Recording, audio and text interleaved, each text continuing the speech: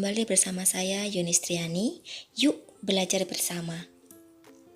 Nah, pada video kali ini kita akan belajar mengenai teks berita bagian 2.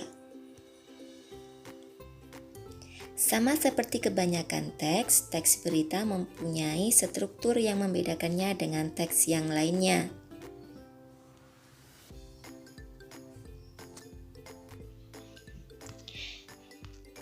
Yang pertama adalah judul berita. Judul berita itu merupakan kata kunci yang mewakili keseluruhan dari beritanya. Yang kedua adalah teras atau lead berita. Teras atau lead berita adalah bagian yang sangat penting dari berita.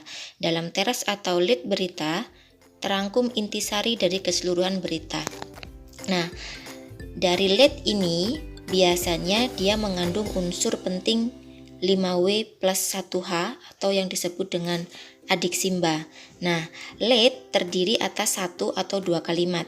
Jika lead terdiri atas 2 kalimat, kalimat pertama harus berisi kata kunci pemikiran, kemudian kalimat kedua berisi faktor penting yang lainnya.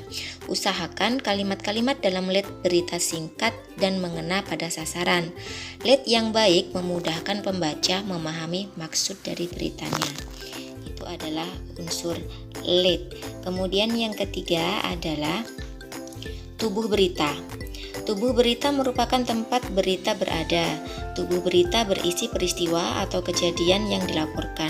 Tubuh berita merupakan penjelasan lead secara lengkap. Kemudian yang keempat adalah ekor berita. Ekor berita berisi bagian kurang penting atau bagian tambahan saja. Bagian ini berada setelah kepala atau tubuh berita. Bagian ini tidak memiliki kaitan langsung dengan judul berita. Jadi kalau kita simpulkan, ekor berita itu adalah bagian yang kurang penting yang letaknya paling terakhir dari susunan berita tersebut. Nah, secara garis besar dapat disimbolkan sebagai piramida terbalik mengenai struktur umum dari teks berita, yaitu judul berita, teras berita, tubuh berita, dan ekor berita.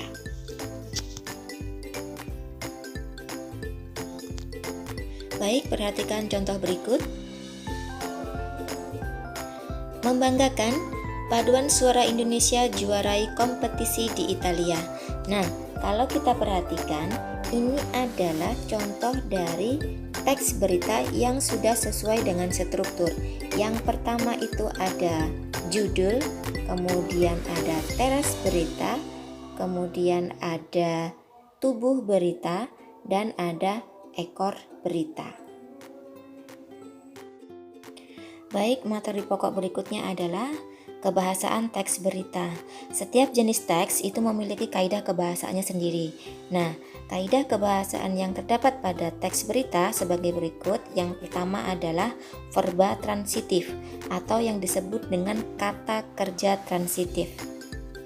Verba transitif adalah verba yang memerlukan dua nomina, satu sebagai subjek dan satunya sebagai objek.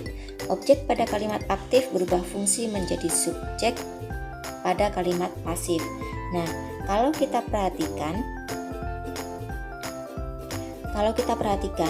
ada dua jenis kalimat pada verba transitif. Yang pertama adalah kalimat aktif dan yang kedua adalah kalimat pasif. Nah, kalimat aktif itu adalah kalimat yang predikatnya berupa kata kerja atau melakukan suatu kegiatan. Sedangkan kalimat pasif itu adalah kalimat yang predikatnya dikenai suatu pekerjaan atau suatu kegiatan. Kita perhatikan contoh berikut.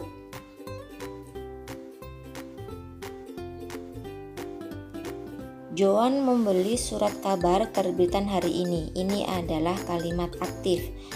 Sedangkan surat kabar terbitan hari ini dibeli Joan, ini adalah kalimat pasif. Kita titik beratkan kepada predikatnya, ya. Predikatnya di sini adalah membeli dan dibeli. Kalau membeli berarti dia mendapatkan imbuhan yang artinya adalah melakukan sebuah kegiatan, maka dia disebut dengan kalimat aktif. Kalau kalimat pasif itu adalah predikatnya dikenai suatu pekerjaan atau kegiatan. Contohnya di sini adalah dibeli.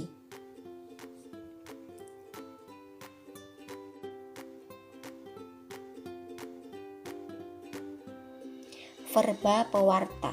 Ini adalah unsur kebahasaan yang kedua. Verba pewarta adalah kata yang digunakan untuk mengidentifikasi suatu percakapan. Contoh: mengatakan, memaparkan, menjelaskan, memberikan, dan sejenisnya. Yang ketiga adalah penggunaan bahasa standar atau bahasa baku. Penggunaan bahasa standar atau bahasa baku akan memudahkan pemahaman banyak orang karena bahasa baku lebih mudah dipahami di masyarakat. Yang keempat adalah penggunaan kalimat langsung. Penggunaan kalimat langsung ini terkait dengan pengutipan pernyataan-pernyataan oleh narasumber berita. Ciri kalimat langsung ditandai dengan 2 tanda petik ganda dan disertai dengan keterangan penyerta. Contohnya adalah: pelaku sudah kami tetapkan sebagai tersangka. Saat ini kami terus mengembangkan kasusnya, ucap Sutopo. Nah, di sini ada dua unsur. Yang pertama adalah kutipan dan kedua adalah keterangan penyerta. Keterangan penyerta itu adalah ucap Sutopo.